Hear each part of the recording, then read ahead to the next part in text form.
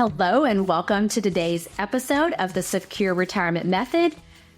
Today we're going to talk about something important, and that is how retirement isn't just about money. I know a lot of us think that, right? We get kind of sometimes even obsessed about that, thinking that retirement is all about the money and how much money do we have and what is that going to look like? But it goes way beyond just the money side, the financial side of our lives. And today I'm joined by John. Hello, everyone. Hello, everyone. And we're going to talk about these 4 key areas in life that are really crucial when we're thinking about having a fulfilling retirement. We're going to talk about your health, wealth, time, and relationships. So let's dive right in. So John, as you're thinking about this, I know you're going to be coming up on your 50th year in financial services and helping people with these topics. Yep, a long time. Long time. And, you know, we can kind of joke sometimes that a lot has changed in those 50 years, but I think a lot has stayed the same too. I agree with that. More has stayed the same. Absolutely. And so we're going to kind of get into this today and talk about these 4 kind of crucial parts of someone's life. I think these are important, while we're working too. But today we're going to focus on the retirement side. What have you seen from your perspective of how these 4 different components work together when we're thinking about wealth, health, time, and relationships? Well, first of all, most people come in the door worried about retirement. They're very insecure. And that's why when I created the secure retirement method, I use the word secure, not a comfortable retirement, a secure retirement. And secure retirement means different things to different people. But it's not just about retirement. You could be 35 years old or 20 years old. We all have some insecurities about money. If not, everything would be perfect. But everybody's worried about it. Do I have enough? Will I have enough? Will I lose my money in the market? But the things from a wealth building standpoint, people come in with this mindset of, okay, I have to work harder in investing in money and put myself in a position where that's balance that I have in this account, my 401k, my IRA, 457 deferred comp, TSA, whatever they got, 403B. Okay, I have to use this money to take care of me in retirement. Then they are worried about rate of return. Okay, am I getting good rate of return? Then they worry about, okay, am I going to lose my money? Because you could. Now, you have to go back and look at 2008. The market was down 47% for a lot of our clients. 401k, just half of it disappeared. And that's scary. Can it happen again? Yes. And it will happen again. Question is when. So I think number one is from the standpoint of the wealth side is people, they're anxious, they're concerned. And part of this is they do not have the unique planning process that they can follow to help them address those issues. And we'll talk about that some. As a matter of fact, we'll talk a little bit about the planning process, and then we'll talk about the health side of it. Yeah, I think a couple things on that. You're absolutely right. And that the first people think about is this money side when we think about retirement. But, I know we've seen, especially in the work that we do with our clients, that it's not just about accumulating some big number in their retirement account, right? It's about more having this holistic approach to the financial side. So yeah, I'll kind of talk a little bit about our planning process. And we have a proven process that we take all of our clients through. I was just meeting with a new client last week, and he's retiring next year. And one of the things that he said is that he wanted to work with someone who could help him figure out the timetable, even when do I need to do what? When do I need to sign up for Medicare? When do I need to apply for Social Security?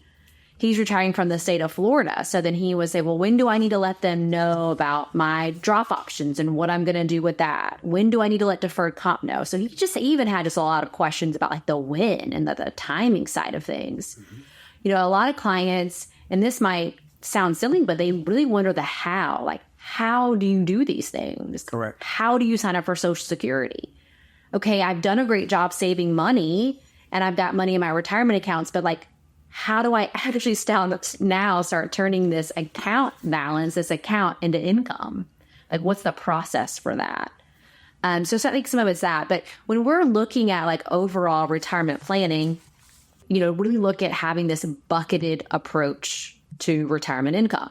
So we first take a look at what are the guaranteed streams of income that you are going to have in retirement. That might be Social Security and a pension. And we call that your retirement baseline. What is the base income going to be for you in retirement?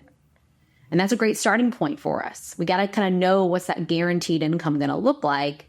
And then we can have conversations around, is that enough? Or do we need more guaranteed income in retirement? And then from there, we also want to have other distinct buckets. We want to have buckets for discretionary income. So if we have all of our basic needs covered by guaranteed streams of income, and that would be the ideal situation, right? That our basic lifestyle is covered by guaranteed streams of income. Absolutely. That should be the goal. That's the goal, right? We think about working and you got this paycheck coming in every couple of weeks. We want to have the same feeling in retirement. We want to have that income just coming in on autopilot. So you don't have to worry about it. So you don't have to think about it. And then we want to have discretionary income. So we've got assets that we tap into for discretionary needs. Thinking about maybe we're going to take a trip, or maybe we're going to remodel the house or something else, maybe whatever it is, a new car. Or a wedding, something pops up where they need money to help a family member. Mm-hmm. What are those things that are going to happen that are outside of our basic living needs? And then we also need assets, buckets that are continuing to grow on our balance sheet, ones that we're not tapping into, because we know you're going to need more income tomorrow than you need today. We've got to have enough future income coming in to offset inflation. And we hear a lot about inflation nowadays, don't we? That's right. The Fed is focused on it, and they're absolutely obsessed with it, trying to get it down to 2%. Mm-hmm. They say it's around 2.5% right now, but I don't know if I believe that. Mm-hmm.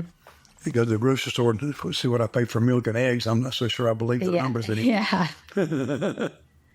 Yeah, absolutely. And I know we don't have enough time to get into all of this today and how the intricacies of these buckets, because there's definitely some key points. You got to think about the tax situation. You got to think about required minimum distributions. There are some assets that are better suited for that guaranteed stream of income. There are some assets that you can't use for the growth bucket because you have to tap into it for required minimum distributions. So there's a lot of intricacies there and a lot of things that you really want to work through. But that's definitely one of the things that we look at.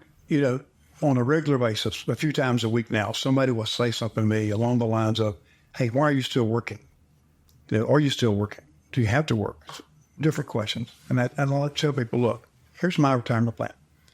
I have two things that are working for me that help me tremendously with retirement. I have life insurance in place as one bookend, and I have guaranteed streams of income on the other. Now, some of those guaranteed streams of income are for two pensions, Social Security, a VA benefit, and annuities I purchased to guarantee me income. So as you were saying earlier, all of my base expenses are covered. If everything else went away and I had those benefits, my life's good. Now, in the middle, I have money that's in a savings account, making very little interest right now. But it's part there for a reason, because I want to use that to do things. Then I have money in money market accounts, in my brokerage account. Then I have individual stocks. Then I have some ETFs. So I'm in a position that if I need money, I have it available. We'll get into some of the health issues in a few minutes. I'll explain more on why that's important. But the key thing is these buckets you're talking about. Most of us want to leave money behind and in some form of legacy to someone or something, some organization. So that could put somebody in a position where, how do I do that? And that's why I have the life insurance in place, because it allows me to use the life insurance to replace every dollar if I spend it all. Mm-hmm. I have guilt-free ability to spend every dollar that I have in savings and investments. I think that's great, thinking about that and how to structure that. And I know that's what we kind of coach our clients on. So on that theme, can you talk a little bit about why having money set up correctly is more important than just having some magic number? Sometimes people think I need to, what's my number? How much do I need to have saved before I can retire? We get that question a lot. And we talk, it's not so much about having some magic number and just having all this money saved up. It's really about how you have it structured and set up. So can you talk about why that's more important? Well, I'll tell you why it's more important for me.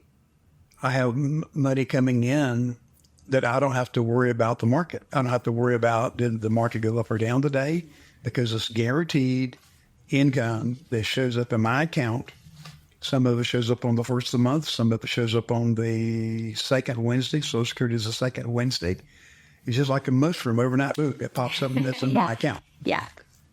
So I would say to people listening to this, some of your money, a good portion of your money, should be invested in a way that it creates guaranteed, reliable streams of income for you that can never go away. Never. Now, you can't put all your money in something like that because you have liquidity. But liquidity is a big deal, and we focus on that with people. But for me, April has come down to where it's more important today. I'll be 72 in less than 2 months. December 9th, I'll be 72. At 72, all of this means more now than ever. Ever.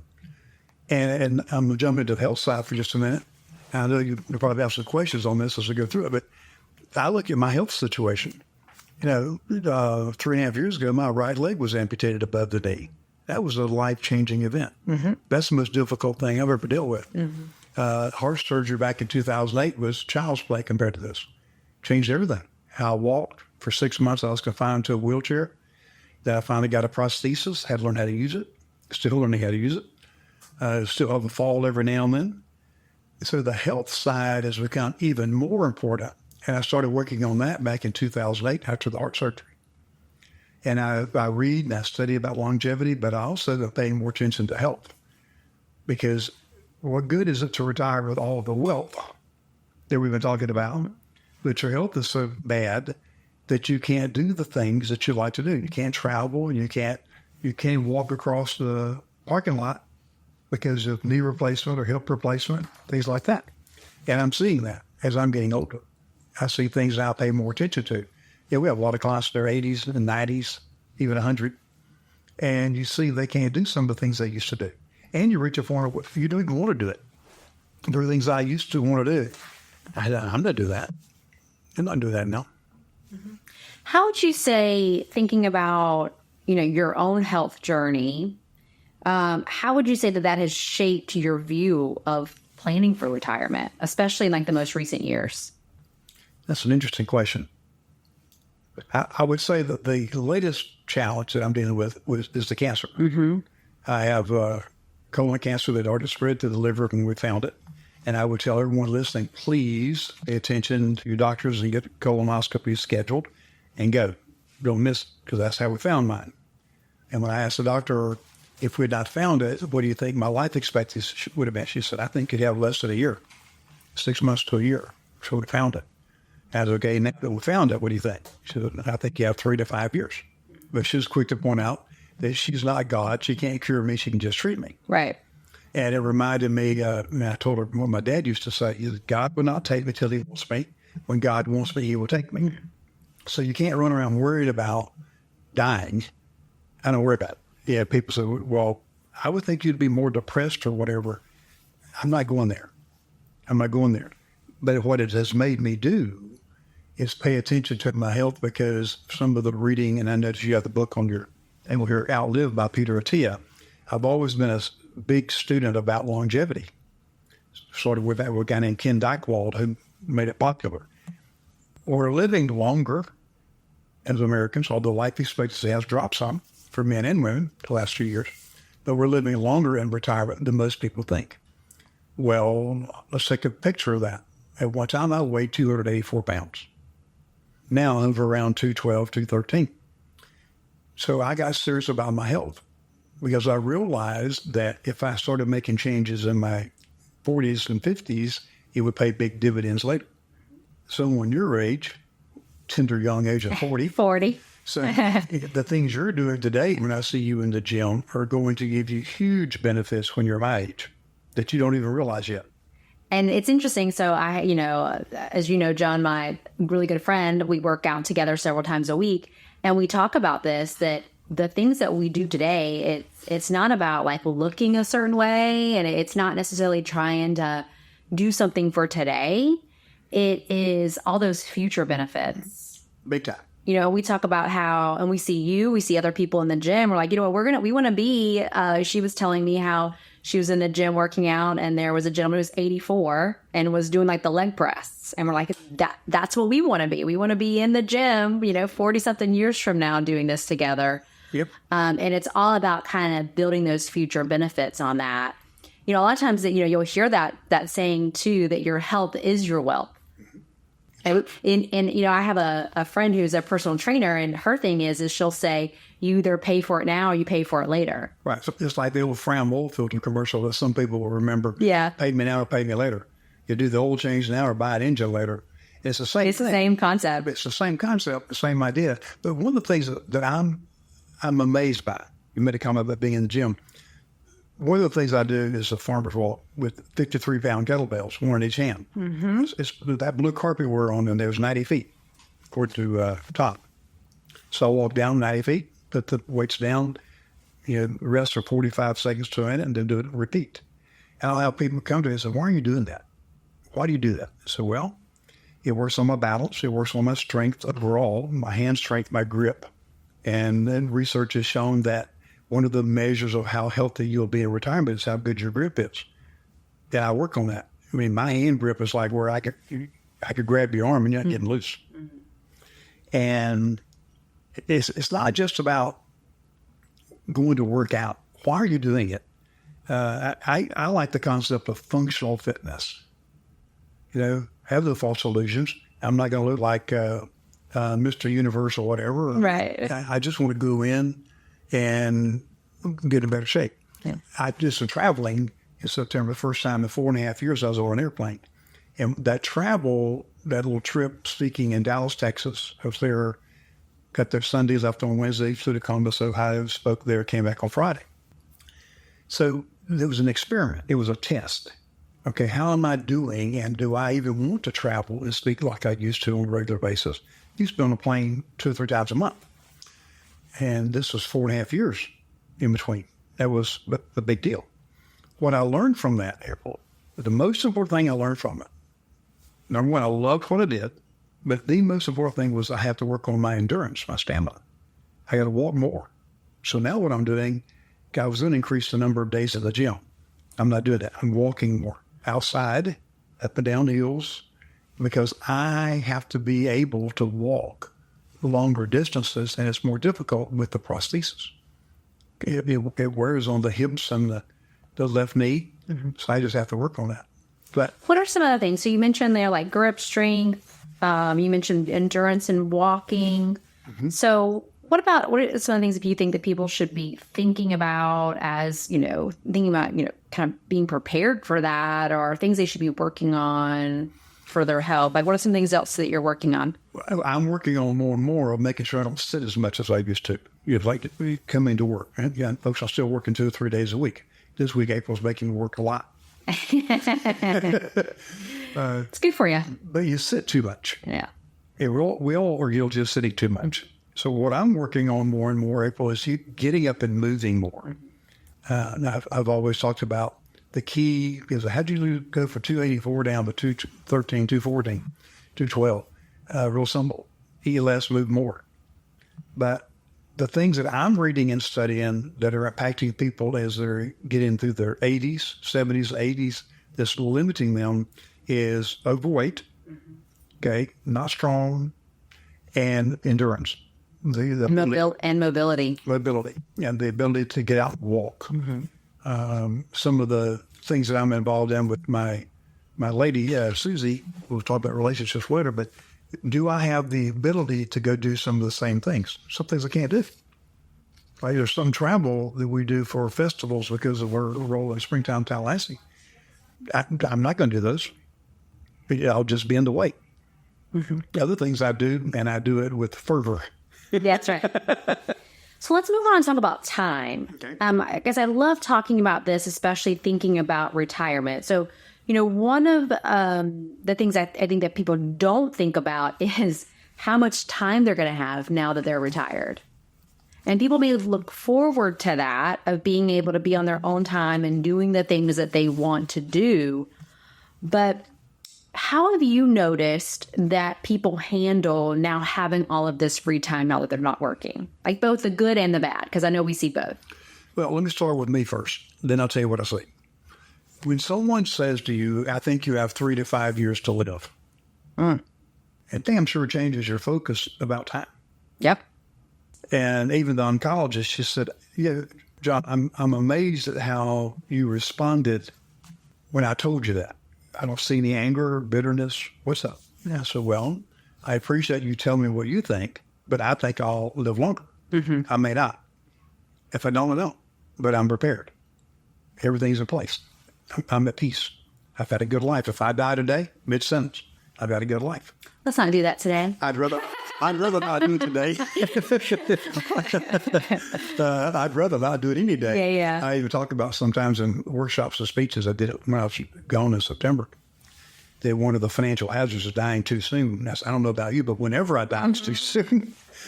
But when I see with people who come in the door or just chatting with a guy at the post office yesterday, even total stranger, I didn't know him, he knew me. He said, you're John Curry, the retirement guy. And I said, you're close. I'm the secure retirement guy. Yeah. Well, somewhere along the way, he had gotten a postcard that we'd sent. Oh. And he told me about it. As he was throwing away political postcards. He said, that's how I remember you, because I used to get postcards from you about your seminars. So we were talking about retirement. He said, if I'd known doesn't be this hold in retirement, I'd have taken better care of myself. So think about it. It goes back to health again. So we spend all these years trying to get wealth. Then in the end, we're spending all of our money to try to get health. And time. So the time part of it, what will you do with your time? I'm struggling with this a little bit now because, I'm fortunate if I have a place on Lake Talcum, I go there.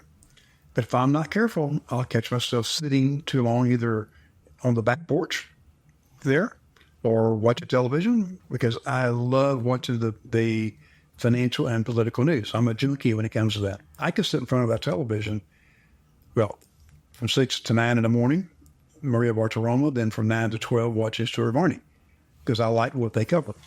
But that would be 6 hours of my life I did nothing. So instead, I am working on watching less television and reading more. I'm back to reading 2 or 3 books a month again. I got off from that for a while. But how do you spend your time? What do you want to do? What do you want to do at that time? I know when we're working with clients, we talk about how important it is that we're retiring to something, not just from something. Right. Because sometimes we get to a place where we're so unhappy in our job, we're so frustrated.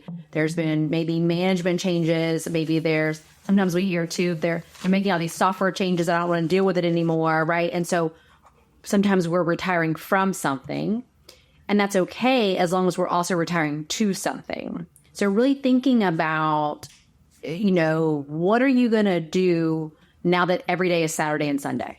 Correct. Expand on that for me. What would we tell people about that? Absolutely. So right now, if you're working a traditional job and we work Monday through Friday, then we have Saturday and Sunday to go do the things that we want to do. So like this past weekend, I feel like I did nothing but run 90 miles an hour because Saturday morning, Eli had soccer and then a flag football game. And then we went out with my in-laws to celebrate, my brother-in-law and sister-in-law to celebrate Brian's birthday. And then on Sunday, we went to church and we played golf and had dinner with the family. And so it was great and it was wonderful. We got to spend some time outside. It's beautiful time in Tallahassee right now outside. And, it was great, but it was just jam-packed. So then you kind of come in on Monday like, ooh, I need a break. I need to rest from my weekend. I need to go to work to rest. That's right. So now what will we do, though, if we've got 7 days of free time? Right? We're not going to golf all 7 days. So what are you going to do? Right? But some of our clients, they do now play pickleball. One of our clients plays golf every day. Literally every day that man plays golf. Yes. So, but what are we going to do? And you need money for that too, right? Yep. So thinking about what are we going to do with our time? What is that lifestyle that we want to have in retirement? Do we want to volunteer? Now, there are a lot of our clients that we hear that they're doing so much wonderful things in retirement, whether it's volunteering or traveling or their work, their hobbies, that they say, I don't know how I ever had time to work. Right. Isn't that amazing? Hear it all the time. We hear it every time we see clients. Mm-hmm. And, my favorite story to talk about on time is a client of ours who was 90 at the time. And I know we had reached out, like, hey, scheduling a time for us to get together to meet and review his things. And he goes, April, I have got to let go of some of my social commitments. I have no time the next 3 weeks. Was that Charlie? Mm-hmm. I thought so. 90 years old. Yeah, he's 97 now, I think. And I was just like, this is where you say, oh, I want to be like you when I grow up. To have so much going on in your life and to feel still so engaged and having a purpose. And I think that's the thing for most people is like, again, is going back to then that purpose. Whether it's good or bad, we get a lot of our purpose and our identity from work. Well, let's talk about that. You made a comment earlier about your dad, that when he retired, that, he lost that social connection with the people that he worked with. That's right. My dad retired at 62. He died at age 85 and a half to be exact, almost to the day. And I asked him, I said, any regrets? And one of his regrets was he said, son, I retired too soon. I should have worked longer. And that's because of the money? He said, no, just because of the relationships. He said, because you think about it, all this time, he's on his deathbed and we're having this conversation. He said, all this time I've been retired, I've enjoyed the time with your mom. I've enjoyed the time with you, going to the lake house, riding the pontoon boat. He said, but I should have worked longer. I would have had better financial situation and I would have maintained a relationship with those people. But I've lost those relationships because I didn't keep in touch. He said, I regret that. Mm-hmm. I regret that. And one of the things that I want to work on is nurturing those types of relationships. I picked up the telephone this morning on the way in, called a friend I've known him since 1975, 49 years. I'm a colleague, and it's like we talked for 15 minutes, and it was great, but we don't talk enough. Too busy. Everybody's busy. Has too much to do. Yeah, so let's talk about the relationship side of things and what we see. I do think that social aspect is important too.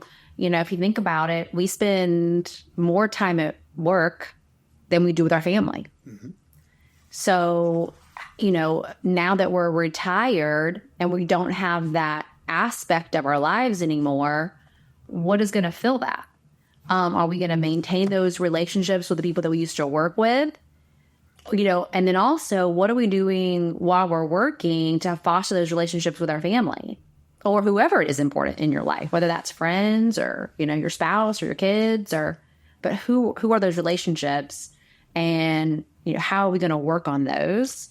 So do you want to talk about the relationship side for a few minutes? I do, because another thing that happens when you are facing some type of health crisis, especially one that shortens your life expectancy, because I have no false illusions. I used to tell people I'm going to be like George Burns, lived to be 100 years old, or Kirk Douglas, 102. Mm-hmm. Douglas and I have the same birthday, December 9th. So I always use that as an example. Bob Oak lives to be 100 years old. Betty White missed by about 2 weeks. These are all people that I read and studied because of how they adapted to change. But I have no false illusions. I'm not going to live to be 100 years old. But what I can do is, if I have the wealth in place and I work on my health and I manage the time wisely, okay, if I got this time, who do I want to spend it with? I got to think about that big time, especially when I was, when you go to chemotherapy, the infusions, you're sitting in a chair for, 4 or 5 hours sometimes. The whole day is about 5 to 6 hours. So it gives you time to think. So I got thinking about some things. There are people around us that are toxic. That when you're around them, they drain your energy. They don't give you energy. So one of the things I've worked on for many years, and even more so now, if I'm around someone that's draining my energy, I limit that time. I want to be around people that I feel like I'm encouraging them. They encourage me. It's almost like it's two batteries. We energize each other. And if I find that I'm around someone that's toxic, I can get the hell away as quick as I can. I'm nice. I'm cordial about it. And I've got family members that are in that mode that I spend very little time with. I'll spend time, but I'm going to limit it. So the question I have for people is this. When you retire and you have this money, hopefully good health, and now all this time, who are you going to spend it with? You're going to be by yourself? Studies have proven people who are by themselves, they get real lonely, they get into a period of depression, they don't do very well. So you got to have some social interaction, so who's a big. And I would encourage people to think about that way before you retire, a long time before you retire. For me, I rejoined a couple of organizations that I dropped out of because I like those people. I like being there. For a while, I stopped going to my Rotary Club. Now I'm going back to Rotary, and I enjoy it because of the people there. So I would just say determine where you want to spend the time, what are the things you want to be doing, but most importantly, who you do them with. And think about this. If you have no relationships and you have the wealth, you got the money, you're in good health, you can travel, you got the time, and you got nobody to do it with, what kind of life is that? And I'm working diligently on repairing some relationships that frankly suck, family-wise.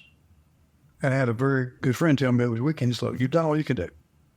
You've reached out. You've done all you can do. The other person has to put it. We want to do it.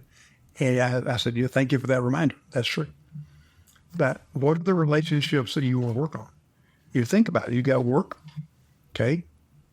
You got your free time. Maybe it's with your children. You go to soccer games. You go to flag football games. You meet other people there. There's a common interest. So what is the common interest? And that's where you're most happy, when you're doing things like that.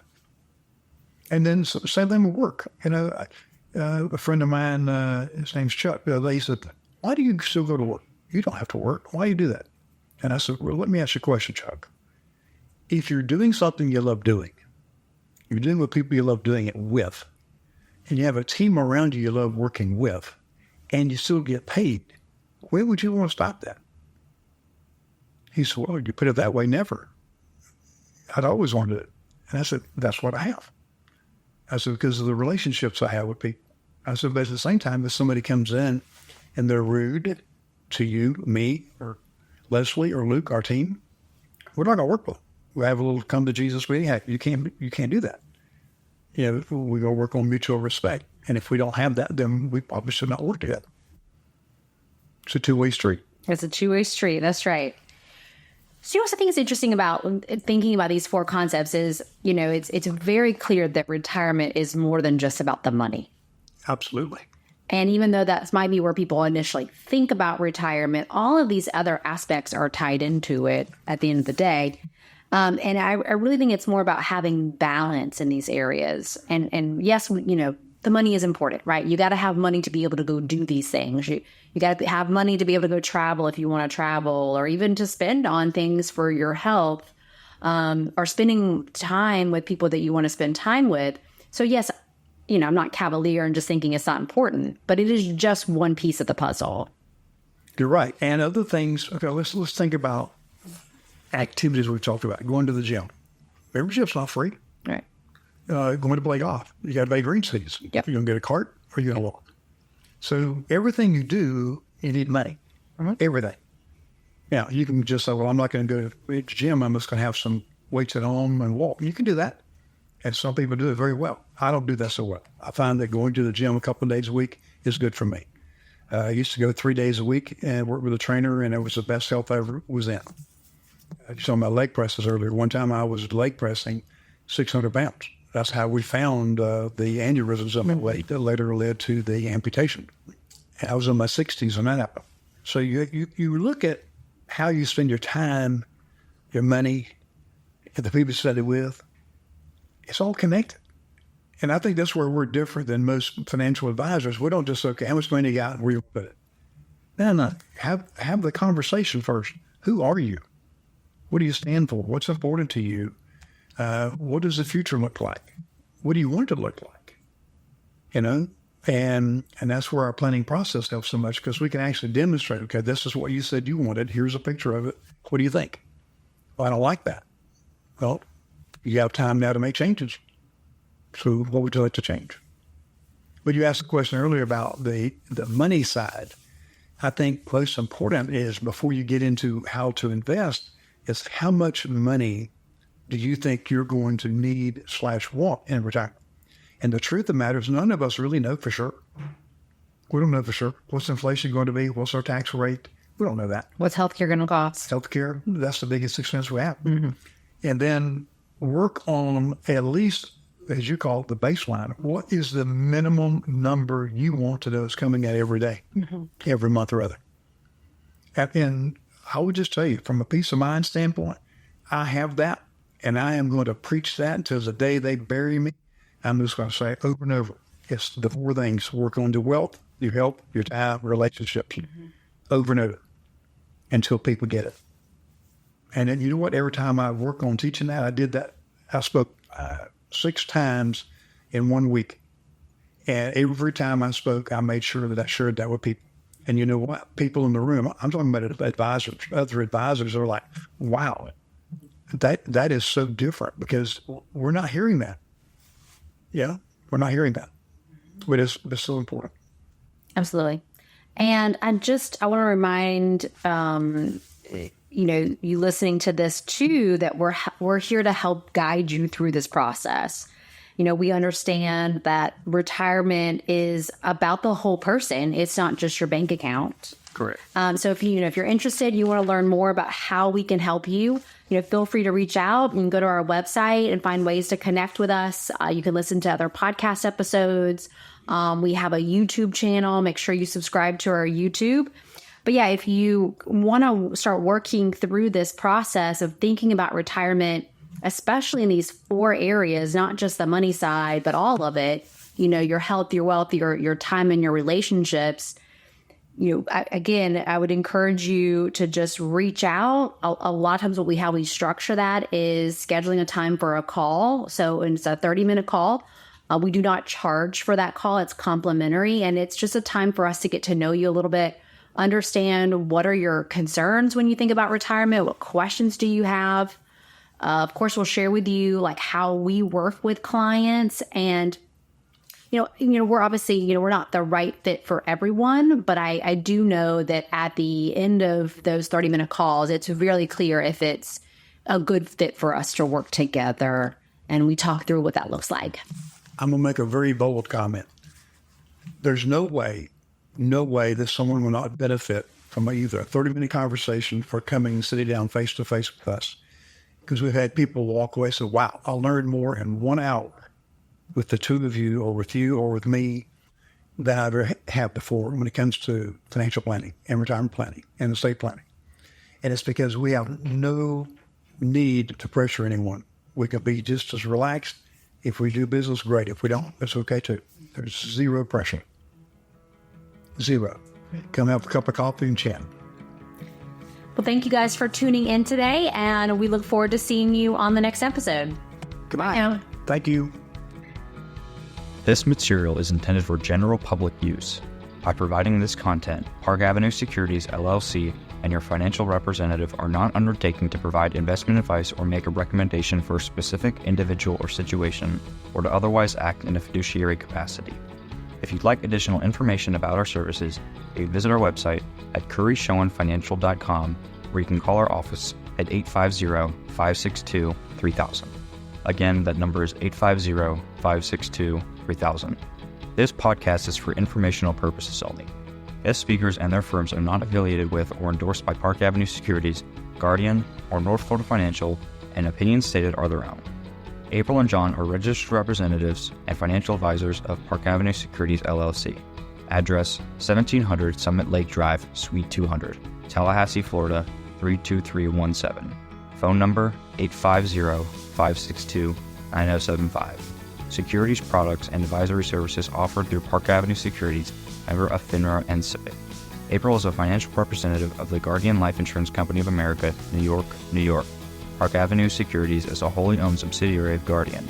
North Florida Financial is not an affiliate or subsidiary of Park Avenue Securities or Guardian. 7188586.1 expires October 2026.